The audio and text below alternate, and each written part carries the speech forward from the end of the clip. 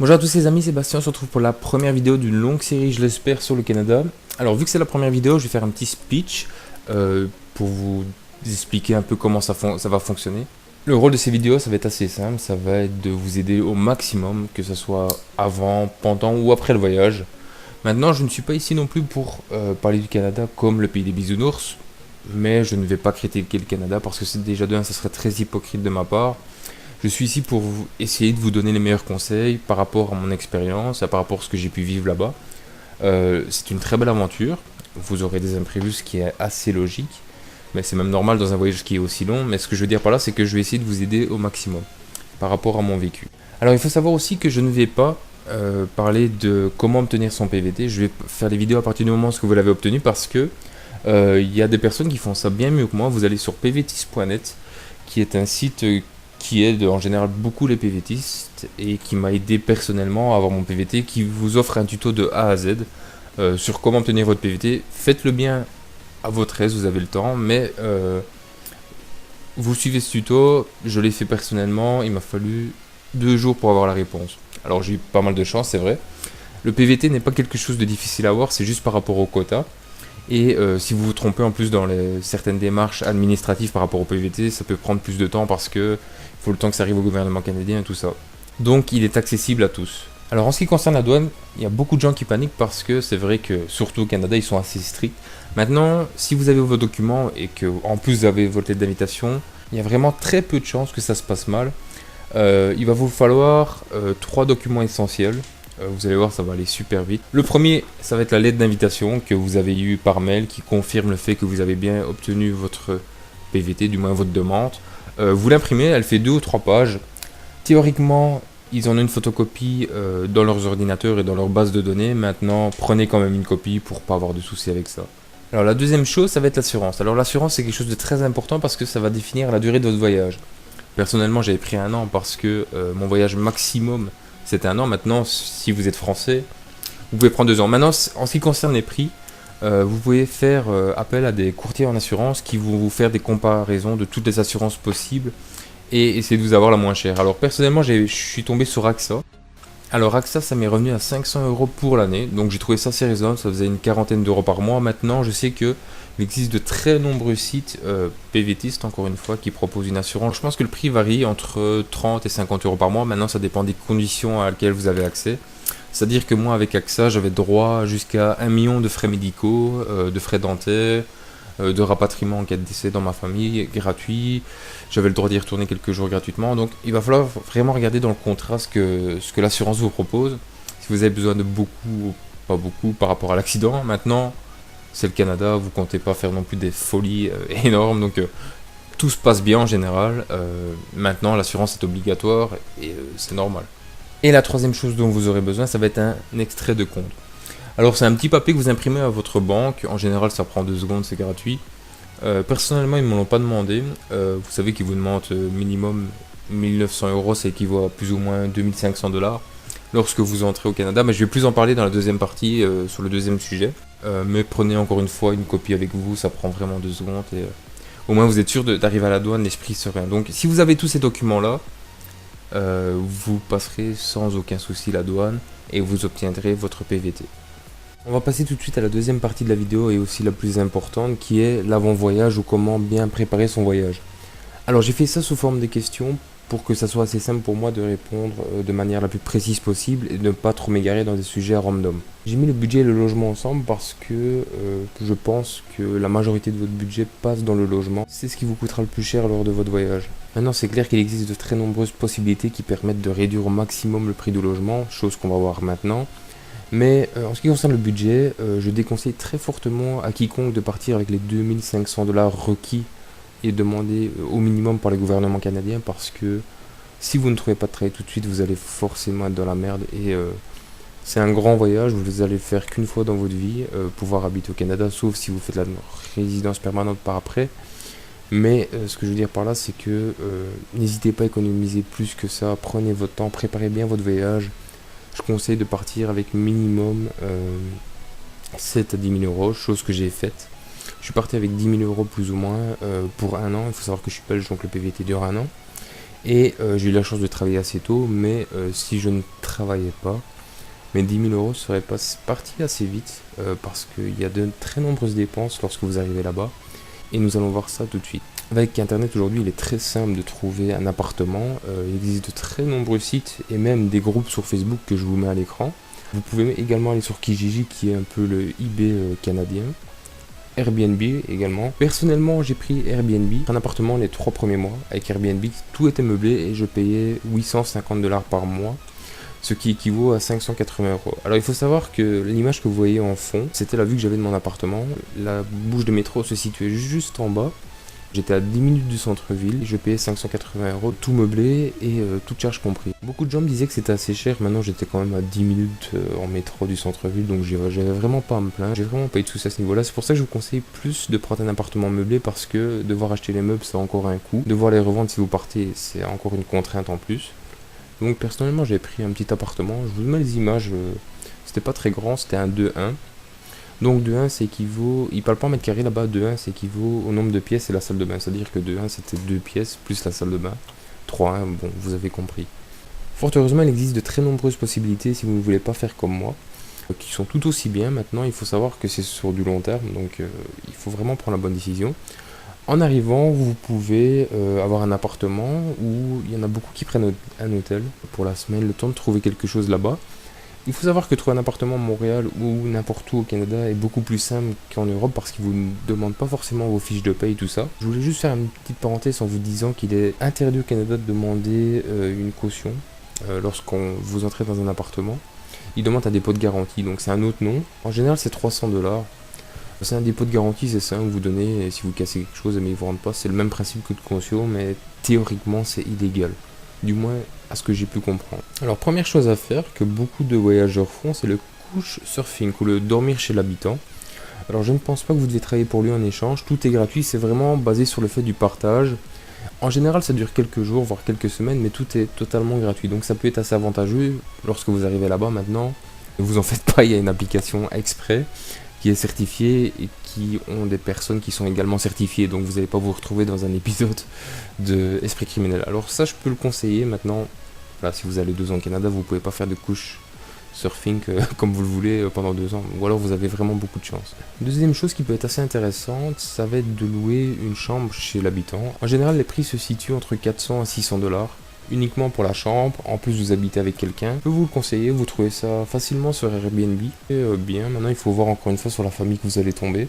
C'est un peu ce qui me faisait peur, c'est pour ça que je suis parti seul et j'ai voulu habiter seul directement, c'est parce que j'avais peur de tomber chez des gens qui me plaisaient pas, un colocataire chiant ou des trucs comme ça. Je voulais vraiment vivre seul, voir ce que c'était l'expérience seule. Maintenant je peux vous conseiller la chambre chez l'habitant parce que les prix sont assez raisonnables et 400 $, c'est équivaut à 280 € par mois. Troisième chose, ça va être la colocation. C'est vraiment la meilleure chose si vous partez à plusieurs. Vous pouvez vraiment avoir des belles maisons avec une belle chambre pour 300-400 $ par mois dans le plein centre de Montréal. En plus, si vous êtes avec vos amis, c'est encore mieux. Donc si vous partez à plusieurs, prenez la colocation, c'est vraiment génial. Quatrième option qui peut être aussi assez sympa, ça va être d'aménager un van. C'est-à-dire qu'il y a des gens qui arrivent au Canada et qu'ils achètent, vous voyez, les petits vans Volkswagen, genre hippie. Ils l'aménagent, ils font un lit dedans et ils voyagent comme ça de camping en camping et ça peut être assez intéressant. Maintenant, il faut savoir le faire sur 2 ans, c'est-à-dire que si vous achetez une voiture, c'est des frais. L'essence est beaucoup moins chère au Canada, mais ça reste quand même un grand pays, donc vous allez en faire des kilomètres. C'est la meilleure manière pour découvrir au maximum le pays. C'est vraiment un beau truc, mais c'est sur 2 ans, et puis dormir 2 ans en voiture, enfin dans un van, c'est pas forcément évident. Et n'oubliez pas que lorsque vous dormez en camping, lorsque l'hiver arrive, l'hiver au Canada c'est quand même assez rude et ça peut vite vous démoraliser. Alors la cinquième chose, ça va être des auberges de jeunesse. Alors c'est ce que font beaucoup de gens en arrivant là-bas. C'est encore une fois beaucoup de gens, beaucoup de voyageurs, beaucoup de partage. C'est vraiment une très bonne option. Tu peux avoir une chambre pour 20 à 30 $ par jour, donc c'est assez rentable, ça peut être assez bien. Le temps de trouver quelque chose de concret, un appartement ou quelque chose comme ça. Pour vous donner un ordre d'idée, les loyers d'appartement en général à Montréal c'est entre 500 à 900 $ pour les moyens, je vais dire entre 2 à 3 pièces, plus la salle de bain. Maintenant, si vous allez vraiment juste à côté des grandes villes, par exemple à Montréal, il y a Laval ou Longueuil qui est pas très très loin, je veux dire c'est une vingtaine de kilomètres et c'est accessible en métro, vous allez diviser le prix par 2. Alors c'est quelque chose que je peux vous conseiller, c'est de ne pas forcément habiter en grande ville Et si vous voulez vraiment habiter seul dans un Airbnb, ou même dans un appartement vide que vous voulez meubler par vous-même, prenez juste à côté des grandes villes, ça vous reviendra beaucoup moins cher. En ce qui concerne les compagnies aériennes, c'est pas ce qui manque. Il y en a 4 principales qui font le voyage transatlantique un peu tous les jours. J'ai eu la chance de tester les 4 et je vais vous donner mon avis sur chacune d'entre elles. On commence avec American Airlines. Alors American Airlines, c'est assez simple. Si vous voulez aller au Canada, vous devez obligatoirement faire une escale aux États-Unis. J'ai dû le faire, c'est assez chiant, le voyage est assez long. De plus, j'ai pas eu d'écran, donc c'est assez embêtant quand on fait un voyage aussi long. Je sais pas pourquoi j'ai pas eu d'écran, bizarrement. C'est une compagnie que je conseille pas trop pour ce genre de voyage. Ensuite, vous avez British Airways, donc je pense que c'est beaucoup plus pour le retour. Je sais pas s'il y a des vols pour aller directement, mais je pense que vous devez passer par Londres. Donc encore une fois, c'est une escale parce que quand je suis revenu du Canada, j'ai dû passer par Londres. J'ai fait une escale avec British Airways, mais c'était une très bonne compagnie. C'est très confortable, c'est vraiment le top du top. Je peux vous la conseiller pour revenir, mais vous aurez une escale encore une fois. Air Transat, vous allez beaucoup en entendre parler parce que c'est une compagnie déjà canadienne. Et en plus, c'est l'une des moins chères et elle propose un vol aller-retour Montréal-Paris tous les jours et au même prix. Donc ça, c'est assez valorisant quand vous voulez revenir. Mais lorsque vous désirez partir là-bas, ils vous proposent, juste en fournissant une photocopie de votre lettre d'introduction, de vous donner un excédent de bagage jusqu'à 40 kg. Donc c'est pas un excédent qu'on appelle ça, c'est vous pouvez avoir un bagage de 40 kg. Bon, pour remplir sa valise de 40 kg de vêtements, il faut déjà y aller. Mais ça peut être assez avantageux pour ceux qui décident de rester définitivement là-bas, même si c'est pas encore officiel, de partir avec un bagage de 40 kg. C'est une compagnie que je peux conseiller, je l'ai prise pour partir et pour revenir pour des questions de moyens, parce que c'était beaucoup moins cher. Mais Air Transat, je sais pas pourquoi, à partir du mois d'octobre jusqu'à janvier plus ou moins, ils ne font plus de vol vers Bruxelles. Donc, mais il y a un vol tous les jours pour Paris, donc c'est assez avantageux. Les prix, ils varient toujours entre 340 et 360 euros, peu importe la compagnie, sauf pour Air Canada qui est un peu plus cher pendant l'hiver, parce que pendant les périodes de fête, il y a beaucoup de gens qui font l'aller-retour. Mais Air Transat, je peux vous conseiller, mais j'ai pas eu de chance, encore une fois, j'ai pas eu d'écran dans mon avion, donc c'est assez chiant. Le problème avec Air Transat, c'est que je n'ai pas eu d'écran, encore une fois, je sais pas pourquoi. Le voyage était assez long, de plus, maintenant ils vous font payer vos écouteurs, donc j'ai vraiment pas eu de chance à ce niveau-là. Donc Air Transat, pour des questions de moyens, vous allez directement aller là-bas, il n'y a aucune escale. Le prix est assez bas, donc je peux vous le conseiller, mais ça dépend sur le vol que vous avez tombé, mais c'est vraiment, en général, c'est un bon vol. Pour la 4e compagnie, il y avait Air Canada. Alors Air Canada, c'est la meilleure compagnie que j'ai pu prendre, que ce soit au niveau confort, qualité-prix. J'avais vraiment tout ce que j'avais besoin. Malheureusement, lorsque je suis parti au mois de juin, il n'y avait plus de vol direct à partir de la Belgique. Je sais pas trop pourquoi, mais c'est la meilleure compagnie si vous ne désirez pas prendre 40 kg de bagages. Pour moi, c'est totalement ridicule de partir avec 40 kg de bagages. Choisissez Air Canada ou Air Transat si vous partez dans l'est du Canada, parce qu'en général, il n'y a pas d'escale. Maintenant, si vous allez à Vancouver, il y aura des escales au Canada, donc vous avez moins de choses administratives à faire. C'est-à-dire que si vous partez en Amérique, il vous faut l'ESTA, tout des trucs comme ça. Donc choisissez un vol parce que vous avez des escales, soit en Europe, soit au Canada. Ne prenez pas les vols en Amérique, sinon c'est des frais en plus. Niveau de l'ESTA, les autorisations. Donc ne vous faites pas chier avec ça. Et c'est Air Transat ou Air Canada, pour moi ce sont les deux meilleurs. Même si j'ai un petit fait pour Air Canada. Alors l'avantage quand vous partez au Canada, c'est que c'est un pays énorme et qu'il y a de très nombreux endroits à visiter et surtout à y habiter. Alors vous pouvez faire selon différentes manières, c'est-à-dire que soit vous vous installez dans une ville et vous voyagez par rapport aux autres, soit vous restez 3 mois à une ville, vous partez 3 mois dans une autre ville. Je ne peux pas trop vous conseiller à ce niveau-là parce que moi je suis resté dans une seule et unique ville à Montréal et j'ai visité tout l'est du Canada. J'ai pas fait l'ouest malheureusement parce que j'avais pas le temps, je travaillais beaucoup, j'ai beaucoup travaillé au Canada bizarrement, je comprends pas. Et ce que je veux dire par là c'est que je peux pas trop vous conseiller de ville parce que pour moi l'ouest canadien est beaucoup plus beau que l'est. Maintenant moi je suis parti à Montréal pour une question de facilité, c'est-à-dire que lors de mon départ au Canada je parlais très mal anglais. Vous inquiétez pas quand vous arrivez à Montréal, vous comprenez l'anglais au bout de 3 mois parce que en général quand vous rencontrez des gens de Montréal, d'un peu partout, il y a beaucoup de gens qui parlent moitié anglais, moitié français quand ils vous parlent, donc une phrase sur deux ils le disent en anglais.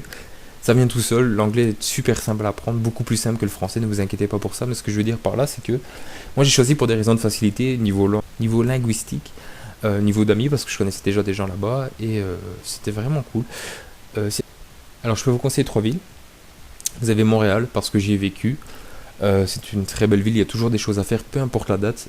C'est une ville où il fait très bon vivre, il y a énormément de sécurité, énormément de choses à faire. C'est une ville que je peux que vous conseiller. Autre ville que je peux vous conseiller, ça va être Québec. Québec City, qui est vraiment pour moi la plus belle ville du Canada. Encore une fois, ce n'est que mon avis. Mais vous vous ancrez vraiment dans la culture québécoise, c'est-à-dire qu'il y a beaucoup moins d'étrangers, entre guillemets, c'est-à-dire tout ce qui est français, tout ça. Il y a beaucoup plus de Québécois. J'ai vraiment du mal avec Canadiens québécois.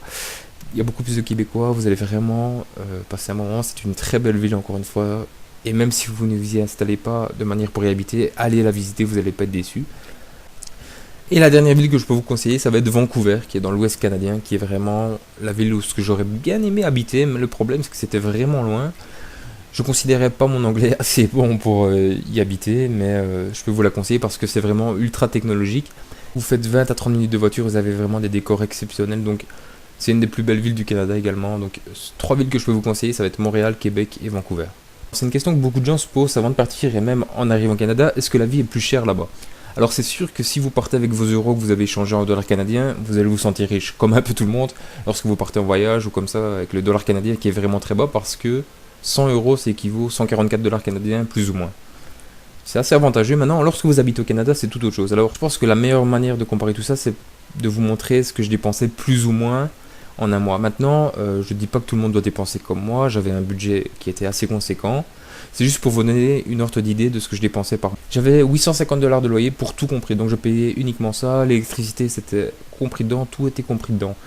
C'est un loyer assez cher apparemment pour Montréal, donc voilà, vous pouvez trouver pour beaucoup moins cher et n'oubliez pas tout ce que je vous ai dit comparé au logement, vous pouvez avoir des logements beaucoup plus bas. Deuxième chose qui m'était très important parce que je ne voyais pas l'utilité d'acheter une voiture dans une aussi grande ville que Montréal, surtout pour les parkings, c'est vraiment difficile de trouver une place correcte. Je payais 83 dollars de transport en commun par mois, donc c'était ma petite carte Opus qui me permettait d'aller en métro et en bus dans toute l'île de Montréal, donc c'est quand même assez grand et au pire, si j'avais besoin d'une voiture, j'en louais une et ça me revenait beaucoup moins cher qu'acheter une voiture. Alors ici, ça va encore être approximatif parce que je n'ai pas forcément calculé lors de mon voyage, mais je payais plus ou moins 120 dollars d'épicerie par semaine en sachant que je regardais plus ou moins les publicités pour acheter des choses un petit peu moins chères, les trucs qui étaient en promotion. J'essayais aussi de manger beaucoup de choses variées, c'est-à-dire que je ne mangeais pas tout le temps le même. Maintenant, vous pouvez manger très facilement dans un McDonald's ou dans un autre fast-food pour des prix vraiment très réduits de 5 à 10 dollars, mais bon.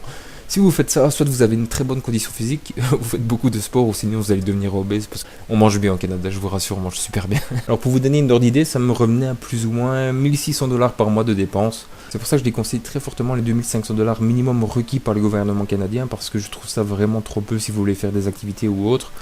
Moi je faisais des trucs vraiment le minimum, parce que je travaillais et que j'avais pas le temps, sinon j'aurais pu faire beaucoup plus. Mais si vous voulez vraiment partir une journée à New York ou louer des voitures, parce que quand vous êtes jeune, louer une voiture au Canada c'est super cher, on peut dire ce qu'on veut, mais plus ou moins pour 3 jours j'avais payé 200 dollars avec la voiture la moins chère, plus l'essence, donc les frais vont super vite. Vous devez vraiment essayer d'avoir le maximum d'argent, comme ça vous profitez au max et vous vous demandez pas oh, est-ce que j'aurai encore d'argent pour manger. Il faut vraiment soit de travailler, ou soit de partir avec beaucoup d'argent. Moi j'ai fait les deux, et je vous conseille de faire le même.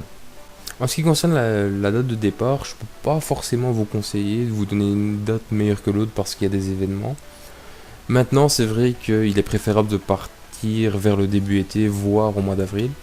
Personnellement, je suis parti au mois de juin, qui est vraiment pour moi l'une des meilleures périodes parce que, en plus, je suis parti lors du 365e anniversaire, donc l'été, il y avait des festivals un peu partout à Montréal et un peu partout au Canada. Si je peux vous donner un conseil, c'est de partir vraiment en été.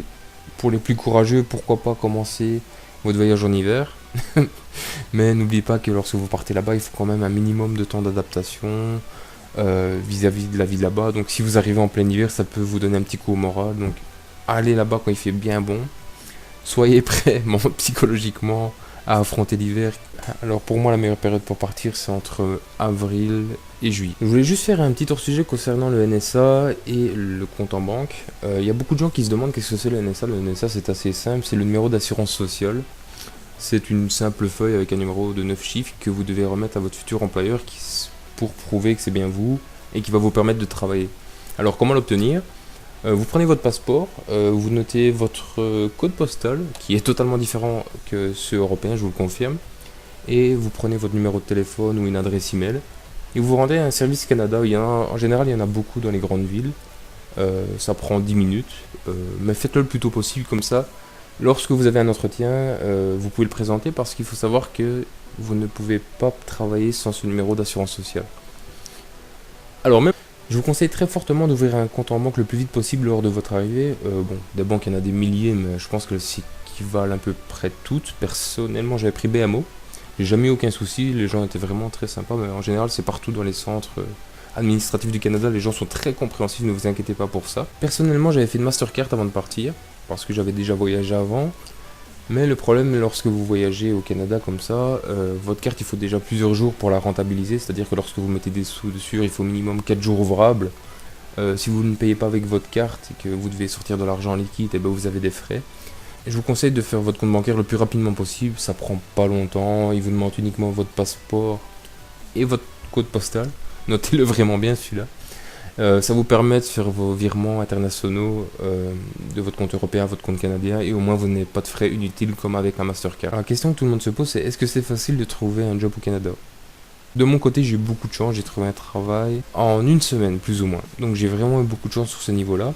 C'est-à-dire que les employeurs ne sont pas forcément motivés à engager des personnes qui sont en PVT parce que ils sont déjà sûrs qu'il y aurait un contrat de fin.